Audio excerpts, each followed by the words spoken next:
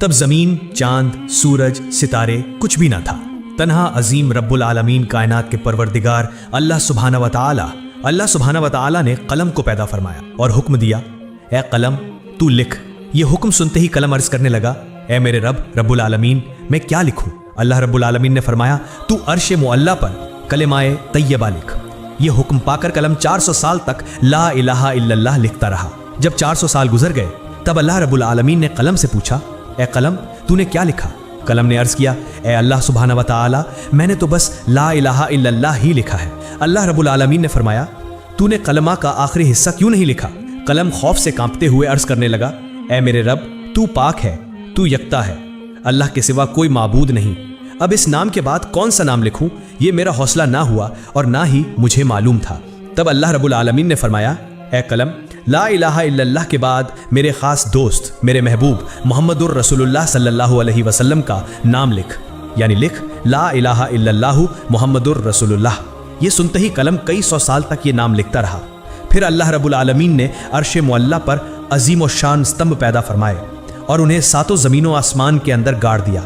मुफस्सरीन ने जिक्र किया है कि एक स्तंभ से दूसरे स्तंभ का फासला 700 साल की मुसाफत के बराबर है। फिर अल्लाह सुब्हानहू व तआला ने अर्श पैदा फरमाया और उस अर्श को उठाने के लिए कुछ लम्हों में 4 फरिश्ते पैदा फरमाए और उनसे फरमाया, ए मेरे फरिश्तों, तुम अर्श को उठाओ।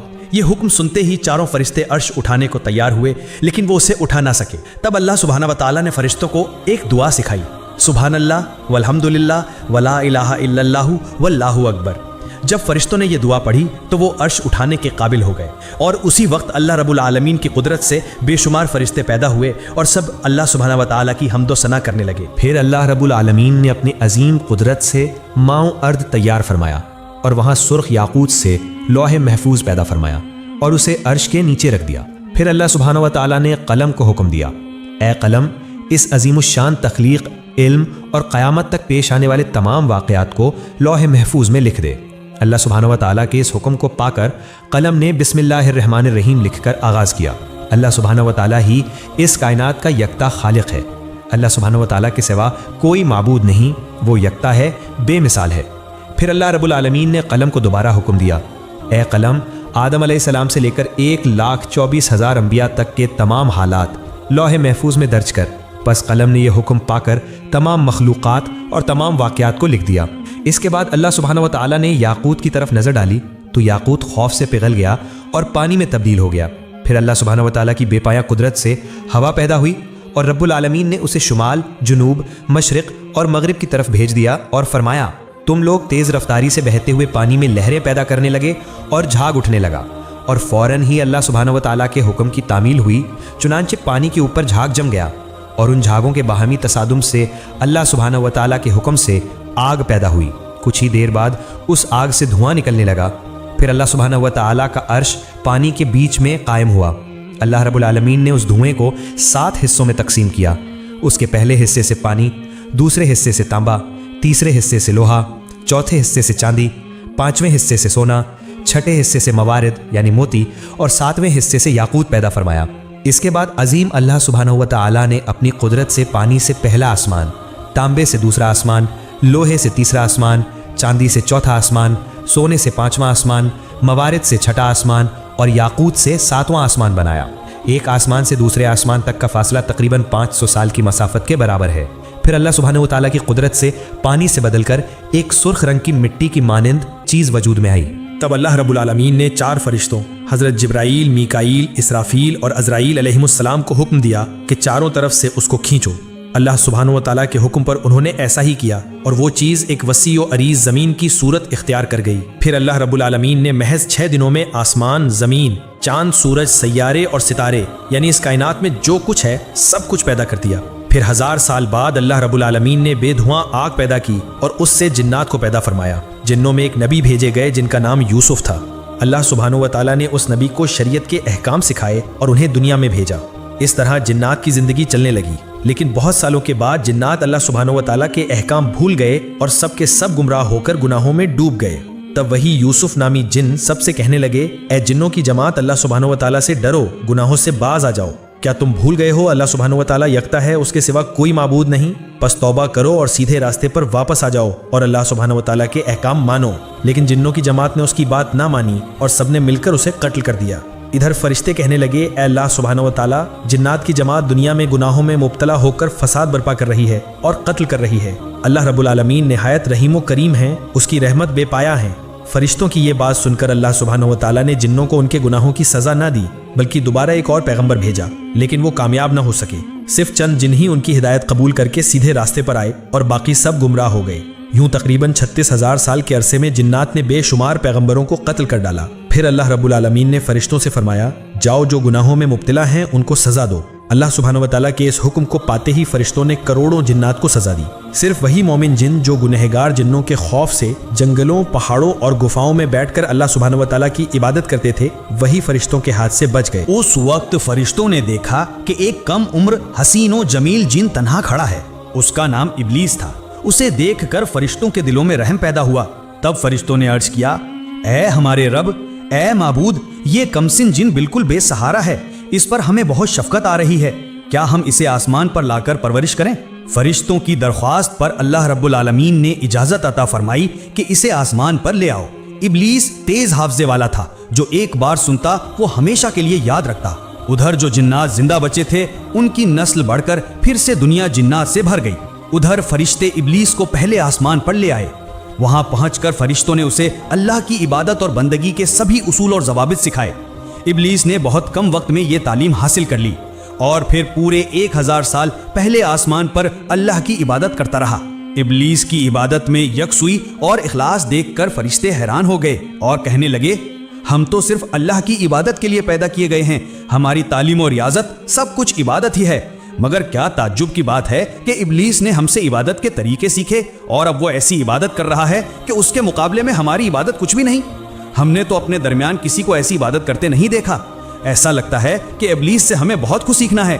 فرشتے اس کی عبادت سے اتنے متاثر ہوئے کہ بڑے اہتمام کے ساتھ 1000 سال بعد اسے پہلے آسمان سے دوسرے آسمان پر لے گئے۔ دوسرے آسمان پر آ کر وہ اس سے بھی زیادہ عبادت میں مشغول ہو گیا۔ وہاں کے فرشتے یہ دیکھ کر ہر طرف سے تعریف و تحسین کرنے لگے۔ بہت سے فرشتے اس کی مدح سرائی کرنے لگے اور اس کا نام عابد رکھ دیا۔ پھر ابلیس نے 1000 سال عبادت کی۔ اس کے بعد فرشتے اسے دوسرے آسمان سے تیسرے آسمان پر لے گئے۔ وہاں پہنچ کر وہ اور زیادہ یکسوئی اور خشوع کے ساتھ اللہ کی عبادت میں لگ گیا۔ یہ دیکھ کر وہاں کے فرشتے اس کی عبادت پر فریفتہ ہو گئے اور اس کا نام ولی رکھ دیا۔ اسی طرح ابلیس نے ہر آسمان پر 1000 سال عبادت کی۔ آخر کار جب وہ 7ویں آسمان پر پہنچا تو سکون و اطمینان کے ساتھ رہنے لگا۔ ابلیس نے ہر پہلو سے بہت زیادہ علم اور تجربہ حاصل کر لیا۔ تب فرشتوں نے اللہ کی بارگاہ میں دعا کی، اے ہمارے رب، اے اللہ، اگر تو اپنے محبوب ابلیس کو عرش معلیٰ پر اٹھا لے تو ہم اس سے بہت قیمتی نصیحتیں سن کر بہت کچھ سیکھ سکتے ہیں، کیونکہ اس نے ہم سے کہیں زیادہ علم حاصل کیا ہے۔ اللہ تعالیٰ نے فرشتوں کی اس درخواست کو قبول فرمایا اور ابلیس کو عرش معلیٰ کے قریب لے آئے۔ وہاں پہنچ کر ابلیس یاقوت سے بنے ایک بلند منبر پر عبادت میں مشغول ہو گیا اور وعظ و نصیحت کرنے لگا۔ یہ سب دیکھ کر فرشتوں نے اسے ملائکہ یعنی فرشتوں کا استاد تسلیم کر لیا۔ ادھر زمین پر جو جنات باقی رہ گئے تھے وہ دوبارہ سخت گناہوں میں مبتلا ہو گئے۔ تب اللہ رب العالمین نے ابلیس سے فرمایا، اے ابلیس، میں تیری عبادت، بندگی اور اطاعت دیکھ کر بہت راضی ہوں۔ اب تو دنیا میں جا اور اپنی قوم جنات کو سیدھا راستہ دکھا۔ اللہ رب العالمین کا یہ حکم پا کر ابلیس بولا، اے معبود، اے اللہ، میں آپ کے حکم کی ضرور تعمیل کروں گا، لیکن اے اللہ، مجھے ایسی طاقت عطا فرما دیجئے کہ میں دن بھر دنیا میں جنات کو تعلیم دینے کے بعد شام کو دوبارہ یہاں لوٹ کر آپ کی عبادت میں مشغول رہ سکوں۔ اللہ رب العالمین نے ابلیس کی یہ درخواست قبول فرما لی۔ چنانچہ ابلیس بہت خوشی کے ساتھ دنیا میں آیا اور جنات سے کہنے لگا، اے جنوں کی جماعت، کیا تم بھول گئے ہو اس عذاب کو؟ ابھی وقت ہے، اللہ کی طرف لوٹ آؤ۔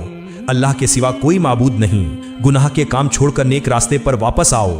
اس طرح وہ جنوں کو بہت دنوں تک ہدایت کرتا رہا، لیکن لگاتار جد و جہد اور سخت محنت کے باوجود تھوڑے سے جنوں کے سوا تقریباً سبھی ابلیس کی مخالفت کرنے لگے اور شدید گناہوں میں مبتلا ہو گئے۔ تب اللہ رب العالمین نے ابلیس سے فرمایا، اے ابلیس، میں تیری عبادت، بندگی اور اطاعت دیکھ کر بہت راضی ہوں۔ اب تو دنیا میں جا اور اپنی قوم جنات کو سیدھا راستہ دکھا۔ اللہ رب العالمین نے ابلیس کی یہ درخواست قبول فرما لی اور جنات کو ہلاک کرنے کے لیے بے شمار فرشتوں کو دنیا میں بھیجا۔ ان فرشتوں کے ساتھ ابلیس بھی تھا۔ پس فرشتوں اور ابلیس کے آنے کے بعد دنیا کے سبھی گنہگار جن ایک ایک کر کے مر گئے۔ دنیا کا کام پورا کرنے کے بعد ابلیس پھر ایک سوئی کے ساتھ اللہ کی عبادت میں مشغول ہو گیا۔ اللہ تعالیٰ کے حضور ابلیس کے کتنے ہی سجدے تھے کہ کسی کے لیے ان کا شمار ممکن نہیں تھا۔ آسمان، زمین اور عرش معلّہ کے قریب کوئی ایسی جگہ نہیں تھی جہاں ابلیس نے بے شمار سجدے نہ کیے ہوں۔ پھر ابلیس نے اللہ رب العالمین سے دعا کی، اے میرے رب، اے اللہ، تیرے بے پایاں فضل و کرم سے میں ایک نہایت ادنا درجے سے عزت و شرف کے اعلیٰ مرتبے تک پہنچ گیا ہوں۔ تیرے فضل و کرم سے میں تیرا قرب حاصل کر سکا۔ اب میرے دل کی شدید خواہش ہے کہ اگر تو مجھے اپنی مقدس لوح محفوظ کا دیدار کرا دے تو میری زندگی بابرکت اور کامیاب ہو جائے۔ مہربانی فرما کر میری یہ آرزو پوری فرما۔ رحمتوں والے عظیم اللہ تعالیٰ نے ابلیس کی یہ دعا قبول فرمائی اور فرشتے مقرب میکائیل کو حکم دیا، اے میکائیل، ابلیس کو لے جا اور لوح محفوظ کے قریب کر دے۔ چنانچہ میکائیل فرشتے نے یہ حکم پاتے ہی ابلیس کو لے جا کر لوح محفوظ کے قریب کر دیا۔ ابلیس اللہ کی اس عظیم الشان مخلوق لوح محفوظ کو دیکھنے لگا اور دعا کرنے لگا۔ اچانک اس کی نظر ایک جگہ پڑی جہاں لکھا تھا، اللہ کا ایک بندہ 6 لاکھ سال تک اللہ کی عبادت کرے گا، لیکن اللہ کا ایک حکم نہ ماننے کے سبب وہ جنت سے نکالا جائے گا، اور وہ بندہ آسمان و زمین میں ملعون یعنی اللہ کی لعنت کا سزاوار کے نام سے جانا جائے گا۔ یہ دیکھ کر ابلیس جارو قطار رونے لگا اور سجدے میں گر پڑا۔ مفسرین کے قول کے مطابق ابلیس نے یہ سجدہ 6000 سال تک کیا۔ 6000 سال بعد جب اس نے سر اٹھایا تو دیکھا کہ اس کی سجدہ گاہ پر لکھا ہوا ہے، لعنت اللہ علی ابلیس، یعنی ابلیس پر اللہ کی لعنت ہو۔ یہ دیکھ کر ابلیس نے اللہ سے دعا کی، اے میرے رب، یہ ابلیس کون ہے؟ میں اسے اچھی طرح سمجھانا چاہوں گا۔ اس کے جواب میں اللہ تعالیٰ نے فرمایا، بہت جلد تم اسے دیکھو گے۔ یہ سن کر ابلیس وہیں کھڑا رہا اور 1000 سال تک یہی پڑھتا رہا، لعنت اللہ علی ابلیس، یعنی ابلیس پر اللہ کی لعنت ہو۔ یہاں ذکر کرنا ضروری ہے کہ اس وقت ابلیس اس نام سے مشہور نہیں ہوا تھا۔ اس کے بعد اللہ رب العالمین نے ابلیس سے فرمایا، اے ابلیس، بتا وہ بندہ جو میری بے پایاں عنایتیں پانے کے باوجود میرے حکم کی نافرمانی کرے، اس کی کیا سزا ہونی چاہیے؟ جواب میں ابلیس نے کہا، اے میرے رب، اے اللہ رب العالمین، ایسے ناشکر شخص پر سخت سزا اور لعنت نازل ہونی چاہیے۔ تب اللہ رب العالمین نے فرمایا، یہ تمہاری یہ بات ایک تختی پر لکھ کر اپنے پاس رکھ لو، بعد میں یہ کام آ سکتی ہے۔ اس واقعے کے کچھ دن بعد ایک دن اچانک ابلیس نے اپنے دل میں سوچنا شروع کیا، اب فرشتوں کی دنیا اور جنات کی دنیا میں کوئی ایسا فرشتہ یا جن باقی نہیں رہا جس نے مجھ سے زیادہ علم حاصل کیا ہو۔ اب تو فرشتوں پر بھی میرا اثر بے مثال ہے، میرے اثر و رسوخ اور قوت کا مقابلہ کرنے والا اب کوئی باقی نہیں۔ میرا خیال ہے کہ رب العالمین کائنات کی تدبیر اور انتظام کی ذمہ داری صرف مجھے ہی دے سکتا ہے۔ اس واقعے کے کچھ دنوں بعد اللہ تعالیٰ کے ایک گروہ فرشتے لوح محفوظ پر ایک تحریر دیکھتے ہیں جس میں لکھا ہوتا ہے، بہت جلد ایک شخص پر اللہ کی لعنت نازل ہوگی۔ یہ تحریر دیکھ کر سارے فرشتوں کا گروہ خوف سے کانپنے لگا۔ وہ کہنے لگے، نہ جانے وہ بد نصیب کون ہے جس پر یہ بدقسمتی نازل ہوگی۔ سب فرشتے فکرمند اور پریشان ہو کر روتے روتے اپنے استاد ابلیس کے پاس حاضر ہوئے۔ ابلیس نے انہیں دیکھ کر کہا، کیا بات ہے، تم سب یوں کیوں رو رہے ہو؟ تب فرشتوں نے کہا، اے استاد، لوح محفوظ میں لکھا ہے کہ ایک شخص پر اللہ کی لعنت نازل ہوگی، اسی سوچ اور خوف کی وجہ سے ہم رو رہے ہیں۔ استاد، آپ ہمارے لیے دعا کریں کہ ہم اللہ کی لعنت سے بچ سکیں۔ ابلیس نے یہ سب سن کر مسکرا دیا اور اللہ تعالیٰ کے دربار میں دعا کی، اے میرے رب، اے مہربان اللہ، تو ان فرشتوں میں سے کسی پر بھی لعنت نہ فرما۔ اللہ رب العالمین نے فوراً ابلیس کی یہ دعا قبول فرما لی۔ کچھ دنوں بعد ایک دن ابلیس نے عرش معلّہ کے ایک تخت پر روشن نور کی حروف میں ایک تحریر دیکھی۔ وہاں لکھا تھا، اعوذ باللہ من الشیطان الرجیم، یعنی میں اللہ تعالیٰ کی پناہ مانگتا ہوں اس مردود شیطان سے۔ یہ تحریر دیکھ کر ابلیس سخت حیران ہوا اور اللہ سے پوچھنے لگا، اے میرے رب، وہ کون بدبخت شیطان ہے جس سے بچنے کے لیے تیری پناہ مانگنے کا حکم لکھا گیا ہے؟ اللہ رب العالمین نے فرمایا، بہت جلد تم اسے پہچان لوگے۔ ادھر جنات میں فساد برپا کرنے والوں کو ہلاک کر دینے کے بعد اللہ رب العالمین نے اعلان فرمایا، اے میرے فرشتوں، میں زمین پر ایک نیا خلیفہ پیدا کرنے والا ہوں۔ یہ اعلان سن کر تمام فرشتے اللہ تعالیٰ سے عرض کرنے لگے، اے ہمارے رب، اے مہربان اللہ، کیا آپ ایسا نمائندہ پیدا کریں گے جو زمین میں فتنہ اور خون ریزی کرے گا جیسے پہلے ہوا تھا؟ حالانکہ ہم تو تیری تسبیح اور حمد بیان کرتے ہیں۔ उस वक्त अल्लाह रब्बुल आलमीन ने फरमाया, बेशक मैं वो जानता हूँ जो तुम नहीं जानते। फिर अल्लाह रब्बुल आलमीन ने हज़रत जिब्राईल अलैहिस्सलाम को हुक्म दिया, जिब्राईल जाओ और ज़मीन की सतह से एक मुट्ठी मिट्टी ले आओ।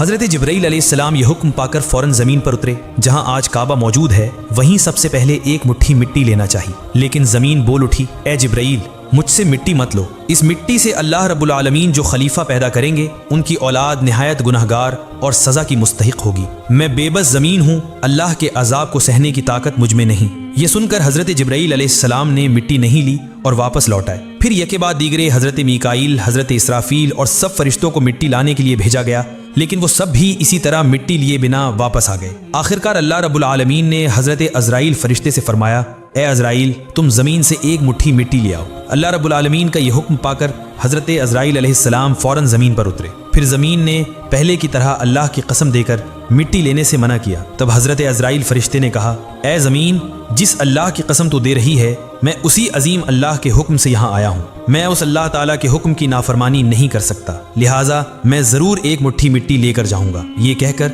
हज़रत अज़राइल अलैहिस्सलाम एक मुट्ठी मिट्टी लेकर आलम बाला में पहुंचे और अल्लाह के हुजूर अर्ज किया, ए अल्लाह आप सब कुछ जानने वाले सारे जहानों के परवरदिगार हैं, मैंने आपका हुक्म बजा लाया। तब अल्लाह रब्बुल आलमीन ने फरमाया, ए अज़राइल इसी मिट्टी से ज़मीन पर एक खलीफा पैदा करूंगा और उसकी जान कब्ज़ करने की जिम्मेदारी तुझे ही दूंगा। हज़रत अज़राइल अलैहिस्सलाम ने अर्ज़ किया, ए मेरे रब, ए अजीम अल्लाह, अगर आपने ये जिम्मेदारी मुझे दी तो आपके बंदे मुझे दुश्मन समझेंगे। तब अल्लाह रब्बुल आलमीन ने फरमाया, ए अज़राइल हर बंदे के मरने से पहले एक जरिया पैदा कर दिया जाएगा जिसकी वजह से कोई तुझे दुश्मन न समझेगा।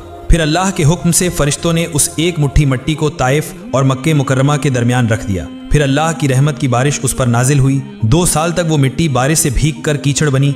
6ठे साल खुश्क मिट्टी में बदल गई और 8वें साल हज़रत आदम अलैहिस्सलाम की शक्ल तख्लीक की गई। फिर एक दिन इब्लीस 70,000 फरिश्तों को साथ लेकर हज़रत आदम अलैहिस्सलाम के पास आया और देखा कि उनका जिस्म पंजर की तरह ज़मीन पर रखा है। उस वक्त इब्लीस ने उन्हें हिकारत की निगाह से देखा। फिर किसी और दिन फरिश्तों ने इब्लीस से कहा, अल्लाह रब्बुल आलमीन इसी मिट्टी से अपना नुमाइंदा पैदा करेगा। तब इब्लीस ने कहा, यह बात दुरुस्त है, लेकिन अगर अल्लाह ताला ने इस सूरत को मेरे ताबे कर दिया तो मैं उसे तबाह कर दूंगा, और अगर मुझे उसके ताबे कर दिया तो मैं उसकी इताअत नहीं करूंगा। इस वाक़े के 40 दिन बाद हज़रत आदम अलैहिस्सलाम की रूह पैदा की गई। फिर अल्लाह रब्बुल आलमीन ने तमाम फरिश्तों को हुक्म दिया, ए फरिश्तों तुम सब आदम को सजदा करो। तमाम फरिश्तों ने हज़रत आदम अलैहिस्सलाम को सजदा किया, लेकिन इब्लीस ने सजदा ना किया। तब अल्लाह रब्बुल आलमीन ने फरमाया, ए इब्लीस जिसे मैंने अपने दोनों हाथों से पैदा किया, उसे सजदा करने से तुझे किस चीज़ ने रोका? क्या तूने तकब्बुर किया? इब्लीस ने कहा, मैं उससे बेहतर हूँ। ए अल्लाह आपने मुझे आग से पैदा किया और उसे मिट्टी से। तब अल्लाह रब्बुल आलमीन ने फरमाया, ए इब्लीस यहाँ से निकल जा, क्योंकि तू अब मलून है, तुझ पर क़यामत तक लानत रहेगी। उस वक्त इब्लीस ने कहा, ए अल्लाह ये तो आदम ही की वजह से है कि मैं तेरे दरबार से निकाला गया और मलून हुआ, ये मेरी बदबख्ती है। तब अल्लाह रब्बुल आलमीन ने फरमाया, ए इब्लीस उस तहरीर की तरफ देख जिसमें लिखा है। इब्लीस ने उस तरफ नज़र डाली तो देखा कि लिखा है, अल्लाह का एक बंदा अल्लाह के हुक्म की नाफरमानी करेगा और उसकी सज़ा अल्लाह की लानत होगी, यानी वो अल्लाह की रहमत से महरूम हो जाएगा। ये पढ़कर इब्लीस सख्त मायूस और शर्मिंदा हुआ और अर्ज़ किया, ए मेरे रब मुझे क़यामत तक की मोहलत दे। मेरी दूसरी दरख्वास्त ये है कि मुझे आदम की औलाद के दिमाग के अंदर दाखिल होने की इजाज़त दे और मुझे उनकी आंखों से ओझल कर दे ताकि मैं हमेशा उन्हें धोखा दे सकूं। तेरी इज़्ज़त की कसम मैं सबको गुमराह कर दूंगा सिवाय उनके जो ईमानदार और अल्लाह वाले होंगे, जो तेरे रास्ते पर कायम रहेंगे। तब अल्लाह रब्बुल आलमीन ने फरमाया, मैं तुझसे और तेरे पैरोकारों से जहन्नम को भर दूंगा। फिर अल्लाह रब्बुल आलमीन ने फरिश्तों को हुक्म दिया, तुम हज़रत आदम को जन्नतुल फिरदौस में ले जाओ। फरिश्तों ने यह हुक्म मिलते ही हज़रत आदम अलैहिस्सलाम को जन्नतुल फिरदौस में पहुंचाया और अल्लाह ताला ने उन्हें अपनी सारी नेमतें अता फरमाईं। प्यारे नाजरीन, अगर आप चाहते हैं कि इसके बाद का हिस्सा भी सुने तो अपनी राय कमेंट्स में ज़रूर दें और अल्लाह करे कि हम सब शैतान के धोखे से बचें, यानी हम सब बुरे और बुरे रास्ते छोड़कर सिर्फ अल्लाह के दिखाए हुए सीधे रास्ते पर चलें। अल्लाह रब्बुल आलमीन हम सबको ये तौफीक अता फरमाए, आमीन।